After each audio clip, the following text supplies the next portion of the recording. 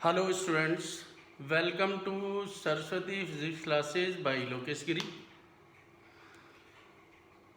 आज हम electrostatic force को डिस्कस करेंगे। How to calculate electrostatic force between two charge particles.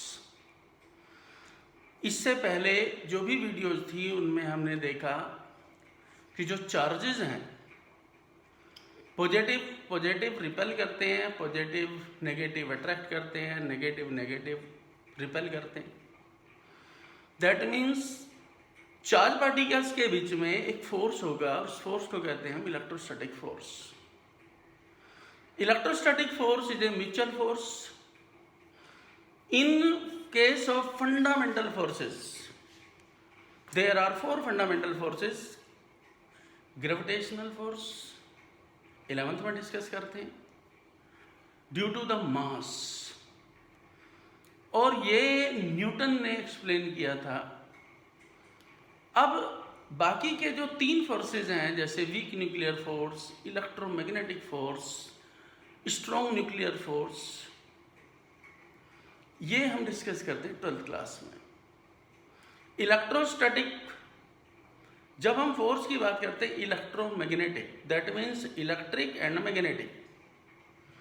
In electrostatics, यदि हम इलेक्ट्रोस्टैटिक फोर्स को डिस्कस करते हैं तो ये सबसे पहले किया था कूलम्ब्स ने। कूलम्ब्स का जो ओरिजिन है, कूलम्ब्स ने जो ये फोर्स कंसीडर किया था, ये ओरिजिन है न्यूटन्स लॉ ऑफ ग्रेविटेशन।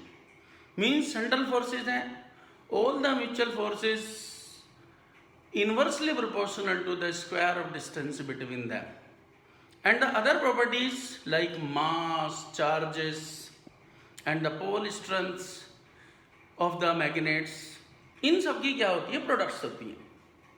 तो यदि मैं कूलम्ब्स लॉ को डिस्कस करता हूं तो कूलम्ब्स लॉ में कूलम्ब्स ने बताया था कि the electrostatic force between two charge particles is directly proportional to the product of the magnitude of electric charges and inversely proportional to the square of distance between them in free space. Free space जो भी हम यहाँ atmosphere consider करते हैं, एक physical constant जो कि 9 × 10⁹ होता है कूलम्ब्स में, वो फिक्स वैल्यू रह के चलते हैं।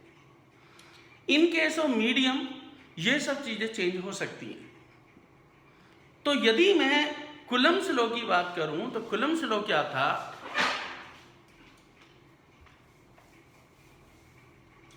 Coulomb's law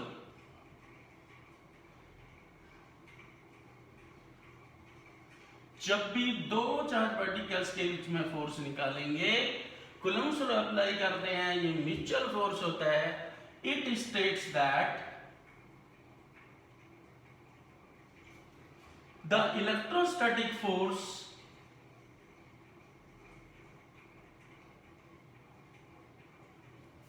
between two charged particles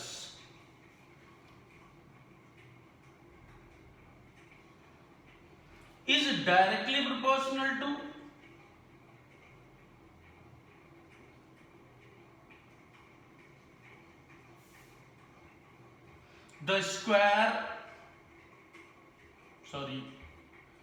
the product of the magnitude of charges and inversely proportional to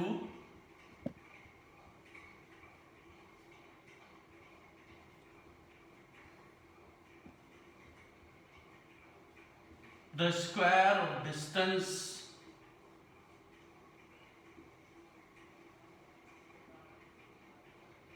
between them। Means यदि मेरे पास दो चार्ज बॉडीज हैं, एक ये A है, दैट इज चार्ज Q1, एक बॉडी B है, ये चार्ज Q2, डिस्टेंस क्या है R। तो यहां पर जब बेटा हम फोर्स की बात करते हैं तो electrostatic force F is directly proportional to the product of the magnitude and inversely proportional to square of distance between them. जब हम मैग्नीट्यूड की बात करते हैं तो F इक्वल्स टू जब बेटा proportionality sign K Q1 Q2 and divided by R square. Here K 1 upon 4 pi epsilon naught Q1 modulus Q2 modulus divided by R square. Sorry. K 1 upon 4 pi epsilon naught and value is 9 into 10 raised to the power 9 Newton meter square per coulomb square. This is the proportionality constant. Then F must be 1 by 4 pi epsilon naught and the Q1 Q2 divided by R square. चाहे negative charge है चाहे positive charge है, मुझे हमेशा magnitude लेना है और magnitude हमेशा क्या होगा, पॉजिटिव। अब यहां पर एप्सिलॉन नॉट जो है ये होता है 8.85 into 10 raised to the power -12 newton inverse metre -2 and coulomb square, और इसे कहते हैं बेटा permittivity of free space.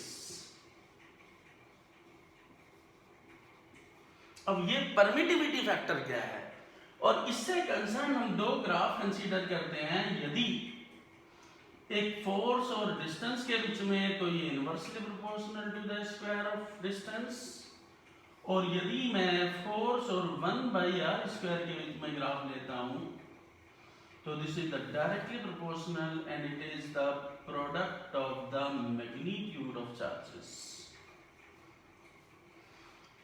Magnitude of charges. अब यहां पर सिंपल सा केस है कि दोनों चार्ज की प्रोडक्ट करनी है और जो डिस्टेंस है उसके स्क्वायर से डिवाइड करना है।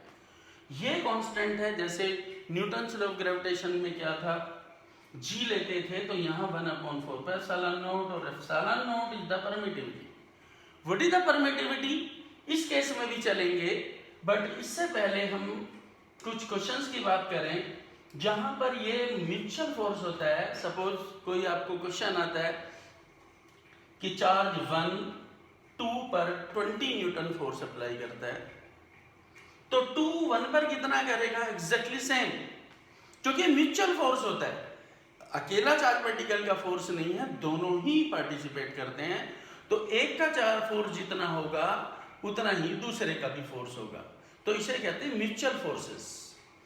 तो बेटा जी ये कूलम्ब्स लॉ, जब भी मैं दो चार्ज पार्टिकल्स के बीच में फोर्स निकालने की कोशिश करेंगे या आपको फोर्स निकालने के लिए आता है, हमेशा कूलम्ब्स लॉ अप्लाई करते हैं। फोर्स वेक्टर क्वांटिटी है, दो या दो से ज्यादा जब भी फोर्सेस होंगे तो हम वेक्टर लॉ अप्लाई करेंगे। अब इस पर कुछ क्वेश्चन किस तरह के हो सकते हैं, जैसे मैं पहले ग्राफ की बात करूं। ग्राफ से कंसर्न क्वेश्चन है मेरे पास, इन गिवन ग्राफ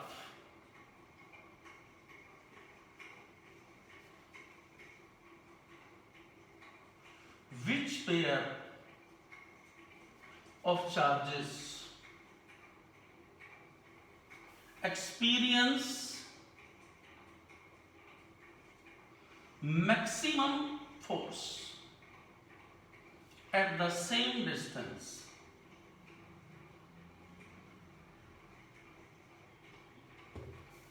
या बेटा जैसे पेयर ऑफ चार्जेस मुझे एक्सप्लेन करने हो कि भाई दो मेरे पास स्लोप्स हैं, ये F और ये 1/r स्क्वायर, ये A ये B, this is A and B।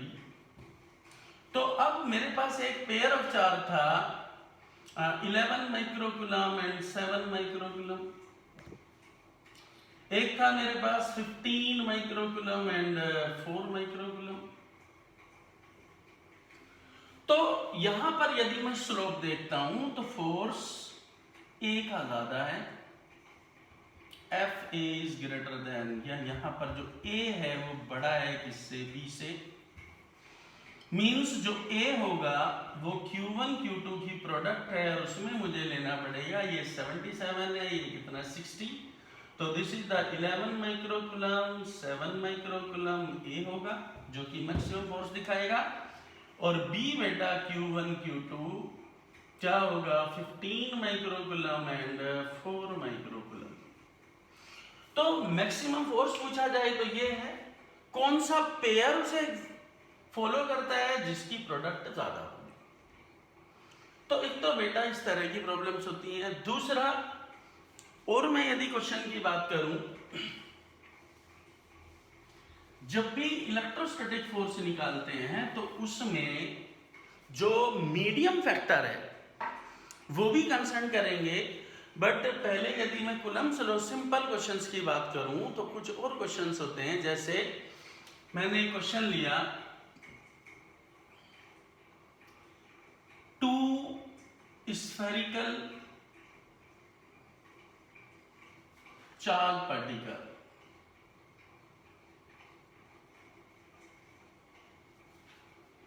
A and B, each charged with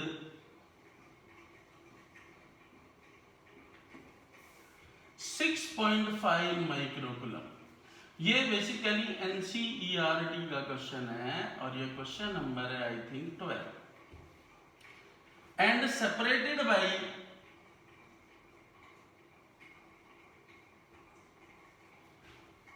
a distance 50 centimeter. What would be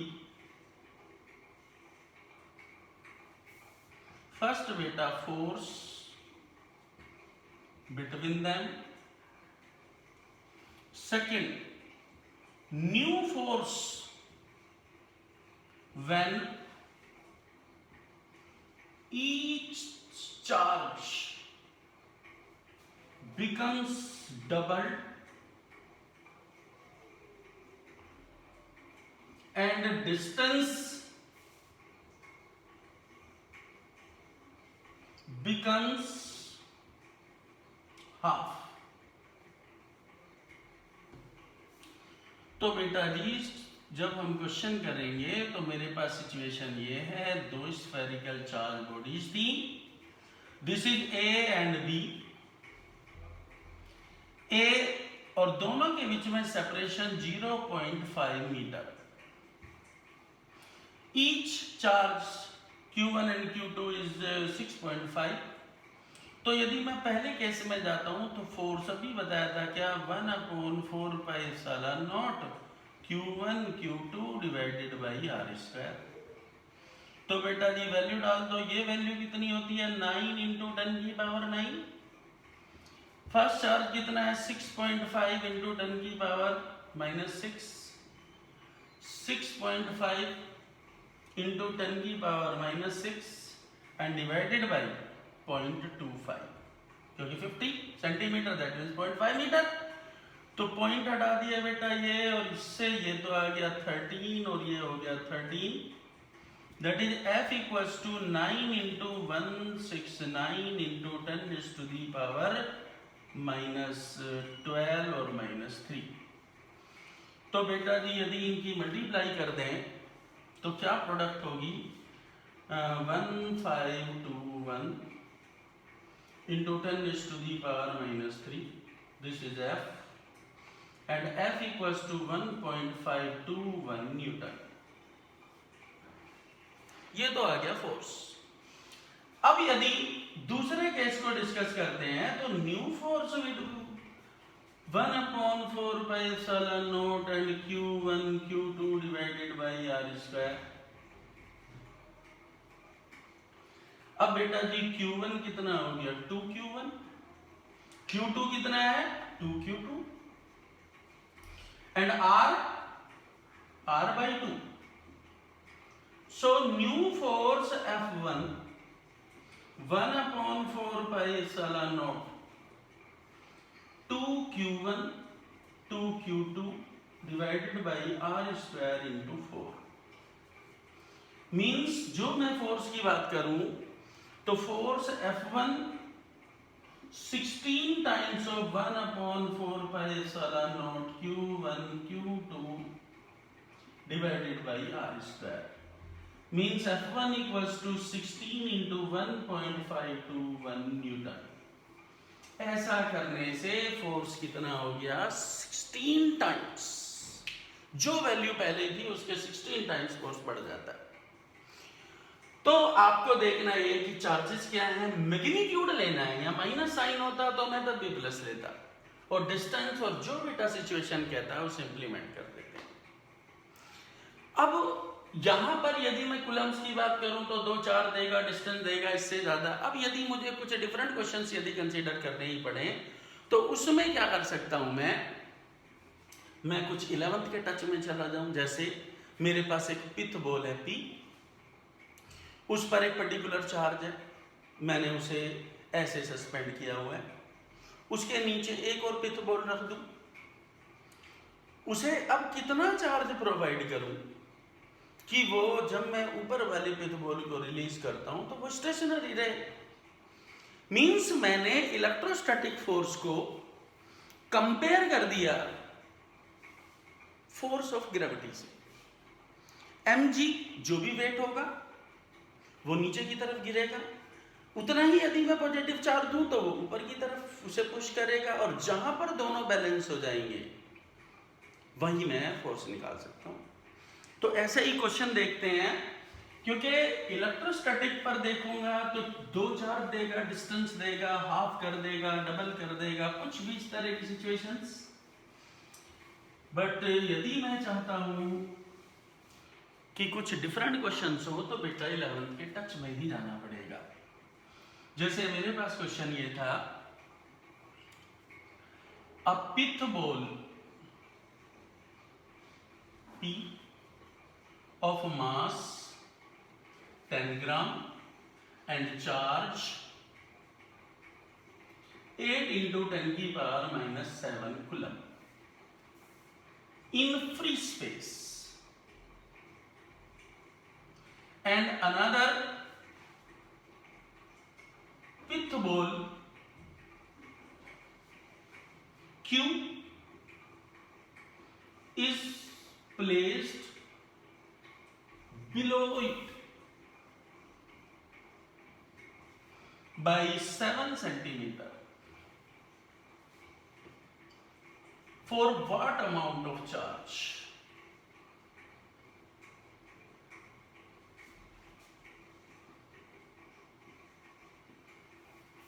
Ball P becomes stationary.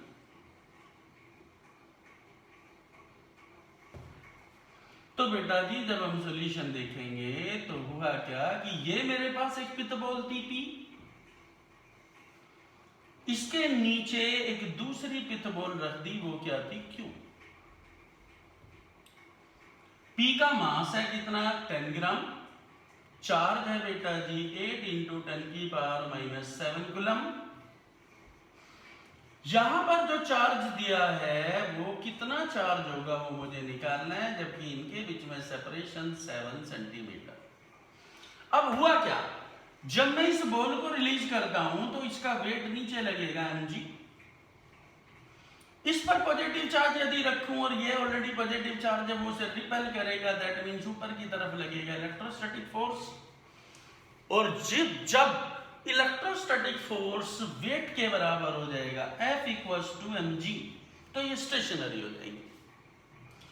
अब यदि मैं फोर्स निकालूं इन दोनों के बीच में तो फोर्स क्या था बेटा 1/4 pi epsilon naught Q1 Q2 divided by R square and equals to just mg। This is 9 into 10 raised to the power 9, charge 8 into 10 की पावर -7, Q2 बेटा हमें निकालना है, और डिस्टेंस 7 दैट इज 49 into 10 की पावर -4, क्योंकि सेंटीमीटर था उसे मीटर बदल लिया, स्क्वायर करा 4, और मास बेटा 10 ग्राम, ग्राम को केजी में बदलें और g हो गया कितना 10, मैंने 10 ले लिया। तो Q2 दिस इज 10⁻⁻1 5, तो 49 into 10⁻⁻5 divided by 72 into 10⁻²। Means यदि मैं चार्ज की बात करूं तो Q2 equals to 49 divided by 72 into 10⁻⁻7 coulomb charge must be supplied to the pith ball Q। जब मैं इतना चार्ज सप्लाई करूंगा तो बेटा जी ये क्या करेगा, इसे रिपेल कर देगा। तो एक तो ये सिचुएशन थी। और भी क्वेश्चन हो सकता है कि मैंने एक पिथबोल ली और उसे क्या किया, एक स्प्रिंग फिक्स कर दी एक वॉल पर, उसके फ्रंट एंड पर हमने क्या किया, एक पिथबोल लगा दी, उसकी कुछ डिस्टेंस पर एक और पिथबोल रख दी। अब जो दूसरी पिथबोल है जो अटैच नहीं है उसे कितना चार्ज सप्लाई करूं कि स्प्रिंग 2 सेंटीमीटर क्या करे, कंप्रेस हो जाए। तो यहां भी जो इलेक्ट्रोस्टैटिक फोर्स था उसे कंपेयर कर देंगे स्प्रिंग फोर्स से इक्वल्स टू माइनस kx, तो उसका डिस्प्लेसमेंट निकाल सकते हैं। तो इस तरह की सिचुएशंस के साथ में हम ये क्वेश्चंस करते हैं, सिंपल कूलम्ब्स लॉ। दूसरी सिचुएशन ये आती है, कभी कभी पूछते हैं कि maximum force, maximum electric field, maximum potential, what is the concept. जिनके पास मैथमेटिक्स है, जो 12th क्लास में आगे पढ़ेंगे, उन्हें पता है कि मैक्सिमा मिनिमा कैसे निकालते हैं। मैक्सिमा मिनिमा की सिचुएशन होती है कि कोई भी क्वांटिटी तभी मैक्सिमम होती है जब उसमें चेंज जीरो हो जाता है। सपोज आप एक स्प्रिंग लेके उसे खींच रहे हैं, खींचते जा रहे, एक लिमिट ऐसी आएगी कि उससे ज़्यादा फोर्स नहीं लगा सकते, that is the maximum force. तो अब स्प्रिंग में जो कंप्रेशन या एक्सपेंशन जो भी आप कर रहे थे वो क्या है, रुक गया, मीन्स चेंज क्या हो गया, जीरो। तो ऐसे ही यदि आपको कभी मैक्सिमम सिचुएशन की बात आती है, कोई क्वेश्चन आता है कि मैक्सिमम फोर्स निकालो, इलेक्ट्रिक फील्ड निकालो, तो what is the procedure, how to calculate the maximum. तो बेटा जी नोट है ये, नोट ये है, फॉर मैक्सिमम और मिनिमम दोनों लेते हैं,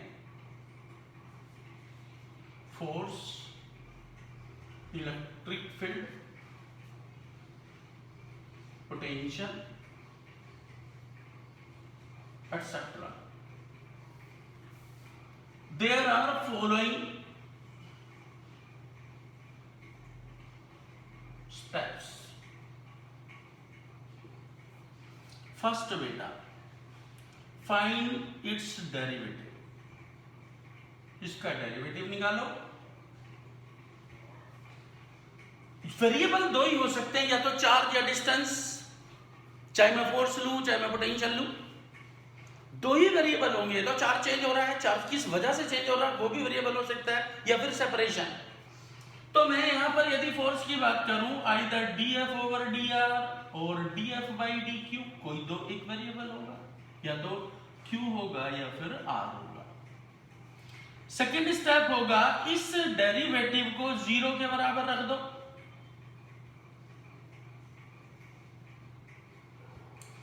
और जो भी वैल्यू आएगी उसके साथ find its double derivative, second order, second derivative, means d2f over dx square या dr स्क्वायर या q। और यदि ये वैल्यू आती है बेटा नेगेटिव तो उसे कहते हैं मैक्सिमम, और यदि ये वैल्यू आती है पॉजिटिव तो इसे कहते हैं मिनिमम।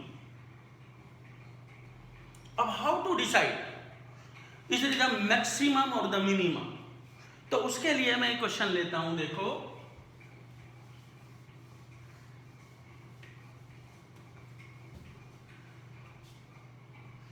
क्वेश्चन बेटा ये है, for what amount of charge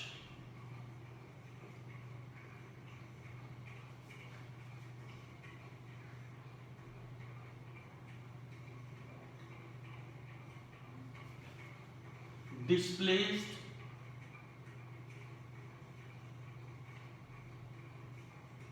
from a given charge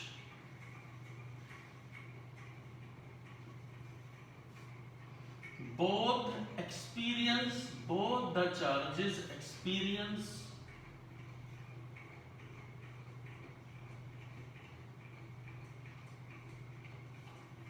maximum force at fixed distance in free space। देखो अलग अलग लैंग्वेज में आ सकता है। तो मेरा जो सलीक क्वेश्चन था वो ये था कि मेरे पास एक ये चार्ज था बेटा जी Q, इसमें से कितना चार्ज मैं डिस्प्लेस करूं और उसे एक फिक्स डिस्टेंस पे यहां लाके रख दूं। सपोज मैंने इसमें से Q चार्ज डिस्प्लेस कर दिया, तो स्मॉल Q था, Q इधर डिस्प्लेस कर दिया तो ये हो गया Q माइनस Q, क्योंकि सपोज मेरे पास 50 माइक्रोकूलम चार्ज था और मैंने उसमें से 10 माइक्रोकूलम इधर रख दिया, तो अब कितना होगा इधर 40, इधर क्या होगा 10। तो अब यहाँ वेरिएबल क्या है, डिस्टेंस तो होगी बेटा फिक्स, तो डिस्टेंस तो वेरिएबल हो नहीं सकता। चार्ज कौन सा है, स्मॉल Q क्या कैपिटल Q, कैपिटल Q, क्योंकि उस मुझे क्या पता कितना अमाउंट रखना है, Q तो पहले फिक्स था, जो फिक्स है वो वेरिएबल हो ही नहीं सकता। तो बेटा जी यदि मैं यहाँ फोर्स निकालूं तो फोर्स होगा 1/4πε0 and the first charge is Q minus Q, second charge is Q and divided by R square, and the dF by dQ derivative निकालो।